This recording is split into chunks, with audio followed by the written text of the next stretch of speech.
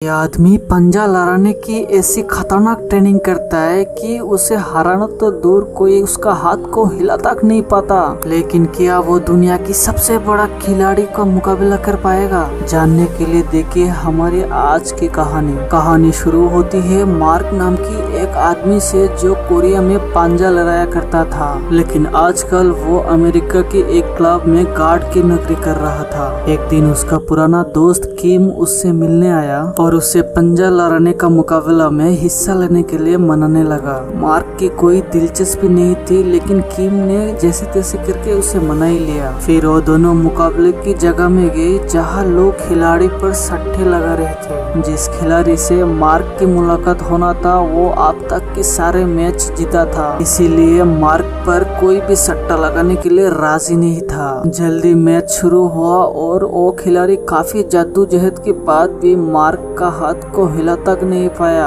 Mark ने चुटकियों में मुकाबला जीत लिया और किम ने भी काफी सारा पैसा कमाया। लेकिन अब उस खिलाड़ी ने अपनी हार मानने से इनकार कर दिया। वो किम को मारने लगा, जिससे मार्क भी बीच में आ गया और वहाँ हंगामा हो गया। लड़ाई की वजह से उसे नौकरी से भी हाथ धोना पड़ा। फिर एक हफ्ते बाद उसे एक दुकान पर सिक्योरिटी गार्ड की नौकरी मिली। उसके आम से जिंदगी चल रही थी, लेकिन कई बार उसे घर की काफी याद आती थी। फिर एक दिन किम ने उसे फोन करके कोरिया में आने को कहा। वहाँ पर एक पंजा लड़ाने का मुकाबला हो रहा था, जिससे विजेता को विदेशों में खेलने का मौका मिलेगा। मार्क ने अपनी पुराना मेडल्स देखा और पुराना मेडल्स को देख के फिर से एक बार अपनी पुराना सपने को पूरा करने का फैसला किया। जब मार्क कोरिया पहुंचा तो किम उसे लेने आया और दोनों ने खाना खाते हुए काम की बात की। किम उसका एजेंट बन के उसका बिजनेस संभालना चाहता था। उसे मार्क पर पूरा भरोसा था। उसका प्लान था मार्क को खिलाड़ी बनाकर उस पर पैसा लगाकर सट्टों से माला माल हो जाने का। इसका बाद दोनों ने पूरा दिन शहर घूमा। रात को वो एक क्लब में गए और मैक ने वहाँ भी साइड होके सबकी रखवाली करने लगा। फिर होटल लौटते हुए किम ने उसको पूछा कि क्या उसने कभी अपनी असली माँ को ढूंढने का कोशिश की है। असल में मार्क को बचपन में उसका माँ ने उसको एक अनाथ आश्रम में छोड़ दिया था। इस पर मार्क ने कहा, देख जो लोग मुझे छोड़ गया उनसे मिलने मेरे को कोई इंटरेस्ट नहीं है। उसका बाद किम ने उसे होटल में छोड़ दिया। वहाँ मार्क ने जिंदगी में पहली बार उछलता हुआ एक बेड देखा।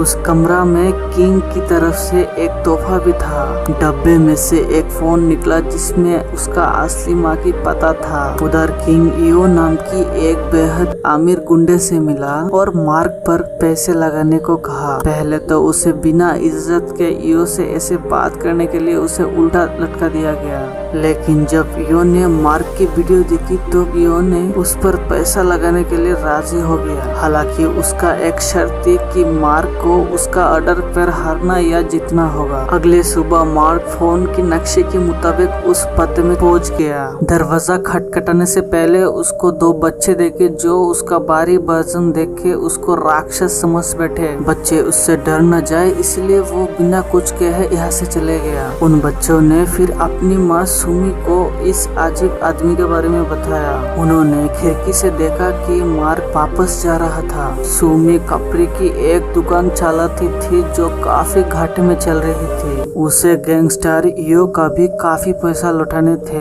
जो उसे बार बार परेशान करने पहुंच जाता था। उस दिन सुमी ने मार्क और इयो को मॉल के अंदर एक बार में एक साथ जाते हुए देखा। असल में किम मार्क को इयो से मिलाने लाया था। वही हम अमीर बाप की एक बिगड़ी हुई औलाद जेंग को भी देखते हैं। वो इयो का साथी था और सट्टेबाजी में वो सबसे ज्यादा पैसा लगाता था। फिर मार्क ने एक हट्टा कट्टा आदमी को हरा कर अपना हुनर दिखाया। इसी वजह से मार्क और किम को 5 स्टार होटल में एक आलीशान कमरा मिल गया। तभी किम को इयो का मैसेज आया कि मार्क को कल पहले मैच में जीतना होगा, लेकिन दूसरे मैच में हारना होगा। अब किम को डर था कि मार्क उसके लिए मानेगा नहीं। दोनों खाना खाने के लिए गए तो किम ने उसे दूसरे मैच को हारने को कहा। हालांकि मार्क तो बिना किसी दिक्कत के मान गया। अगले सुबह सुमी बच्चे को स्कूल के लिए तैयार कर रही थी। उसके बेटे जो को डर था कि राक्षस फिर से आ जाएगा, लेकिन सुमी ने कहा कि शायद मार्क को वो जानती है। जब बच्चे स्कूल चले गए तो सुमी ने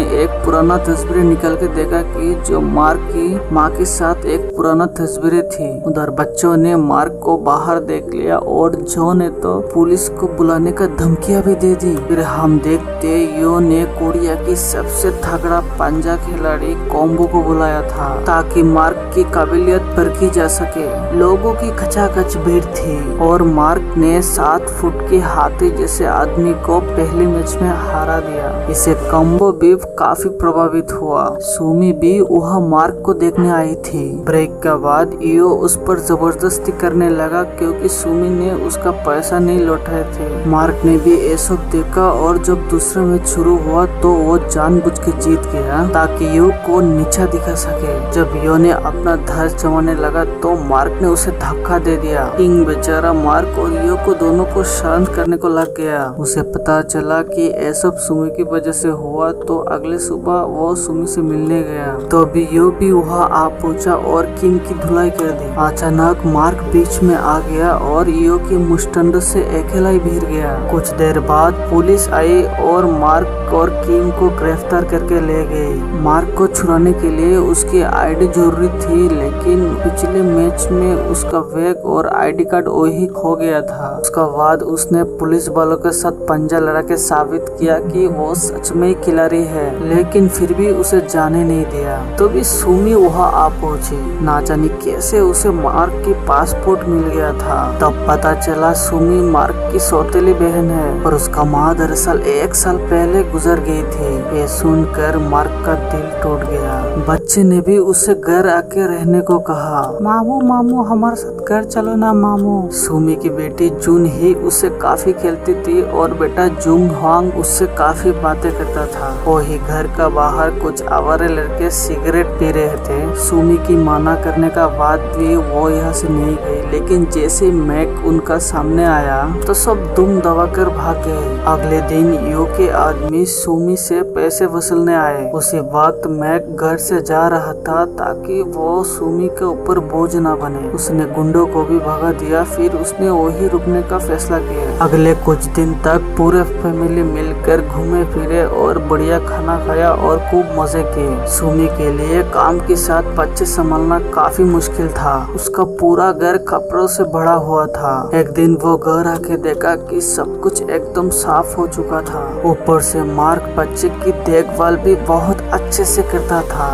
दूसरी तरफ किम गरीबी की दिन कट रहा था। तभी मार्क को बच्चे का साथ देख के उसे आइडिया आया कि क्यों ना मार्क की दुख भरा कहानी दिखा कर थोड़ी पैसा कमा लिया जाए। मार्क भी इसके लिए मान गया। इसके बाद मार्क अपने परिवार के साथ बाहर जा रहा था। रास्ते पर उसने कॉम्बो को खेलते देखा। मार्क ने उसको चुनौती दी और जीत कर सबकी चाहता बन गया। कुछ ही हफ्तों बाद उसकी दुख भरा बचपना और मुश्किलों की कहानियां पूरे देश में फैल गई। ये इतने मशहूर हुए कि मार्क और किम ने अच्छे खासा पैसे कमा लिए। अब बच्चा मार्क को अपना हीरो समझने लगे। एक दिन स्कूल जाते हुए उन्होंने एक औरत को मार्क का बुराई करते हुए सुना। बदले में जूही ने कह दिया, मेरा मामू ना बहुत जबरदस्त खिलाड़ी है, चुप हो जा बुढ़िया, नहीं तो तेरा बाल गंजा कर दूंगी। मार्क से उसने वादा किया कि वो देश की सबसे बड़ा मुकाबला जीत कर दिखाएगा। फिर हम देखते किम की पिता को जो बूढ़ा होने का बावजूद काफी मेहनत करता था। किम इसलिए इतनी पैसा कमाना चाहता था ताकि वो अपने पिता को एक अच्छी जिंदगी दे सके। एक दिन जुंग होंग ने मार्क को वो ईमेल दिखाए जो मार्क की माँ हर रोज लिखा करती थी। दरअसल उसे बहुत पछतावा था जो अपना बेटा मार्क को वो अनाथ आश्रम भेज दिया था। पूरे जिंदगी बेचारी ईमेल्स लिखती गई, लेकिन वो पता मार्क का था ही नहीं। उस पे लिखा था जब मार्क उनका साथ था तब उनकी जिंदगी बेहद मुश्किल से गुजर रही थी। उनके पास मार्क को खिलाने का तक पैसा नहीं थे। वो चाहती थी कि उसके बेटे एक अच्छी जिंदगी जिंदगी जिए और इसके लिए दिल में पत्थर रख के उसको अनाथ आश्रम भेज दिया। मरने से पहले भी उसके आखिरी इच्छा यही थी कि वो मार्क से मिलकर उससे माफी मांग सके। मार्क को ये भी पता चला कि सुमी उसकी सौतेली बहन नहीं है। जब सुमी की माँ बाप मर गई तो मार्क की माँ ने उसे संभाला। ये बात सुनकर मार्क दंग रह गया और उसे सुमी पर गुस्सा भी आया। कुछ दिन बाद वो सब उसकी माँ की कब्र पर जा रहे थे। रास्ते पर सुमी को झूठ बोलने के लिए काफी बुरा वाला कहा। उसने अब वापस अमेरिका जाने का फैसला कर लिया था। तो भी किंग ने उसे रुकने का कोशिश की क्योंकि मुकाबला एक हफ्ते में शुरू होने वाले थे। लेकिन मार्क ने उसे भी गुस्से में कह दिया,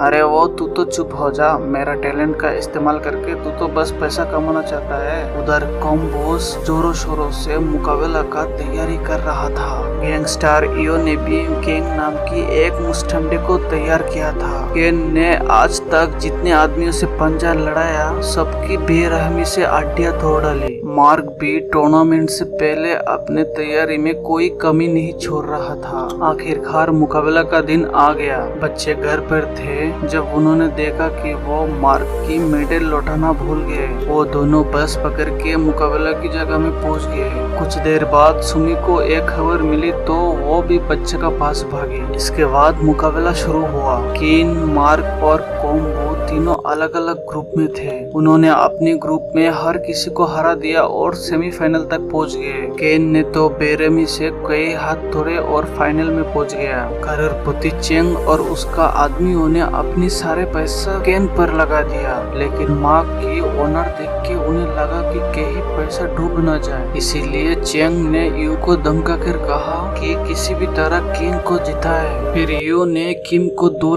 लाख देके कहा कि मार्क को सेमीफाइनल में हारना होगा। हमेशा की तरह किम की जीभ लपलपाई और सीधा पैसा लेके मार्क के पास पहुंचा। लेकिन मार्क ने हारने से साफ इनकार कर दिया। किम ने कहा कि इन पैसे से उसकी सारी जिंदगी बदल सकती है। लेकिन मार्क के लिए अपनी बांजी से किया हुआ वादा कहीं बरकरार था। आखिरकार वो कॉम्बो से टक्कर के मुकाबला किया और वो जीत गया। वही ब्रेक के समय ईओ ने किम को पकड़कर उसकी हड्डी को थोड़ा ब्रेक किया। लेकिन मार्क ने इन गुंडों को एक एक करके धूल चटा दी। अब किम ने भी पैसे की लालच छोड़ दिया और उसने मार्क को जी जान लगा कर जीतने का हौसला दिया। ना और ले पैसे। अब शुरू हुए आखिरी मुकाबला जिसे देखने के लिए सबके सांस अटके हुए थे। तो भी किन ने चीटिंग की जिससे मार्क का हाथ फिसल गया था। उसने मार्क की अंगूठा जोर से खींचकर उसे चोट पहुंचाने का कोशिश की। अब केन किसी भी पल जीतने वाला था कि मार्क की नजर अपनी भांजे और भांजी के ऊपर पड़ी जो उम्मीद भरी निगाहों से उसे देख रहे थे। अचानक बच्चों की मामा में नया जोश बढ़ गया और उसने एक ही झटके में केन को हरा दिया। आखिरकार मार्क टीवी पर कहा कि वो अपनी माँ को बेहद प्यार करता है। उसकी जीत से वहाँ मौजूद हर इंसान की आंखों में आंसू थे। वीडियो अगर अच्छा लगे तो लाइक और सब्सक्राइब कर देना। मिलते हैं अगले वीडियो में, तब तक के लिए बाय बाय।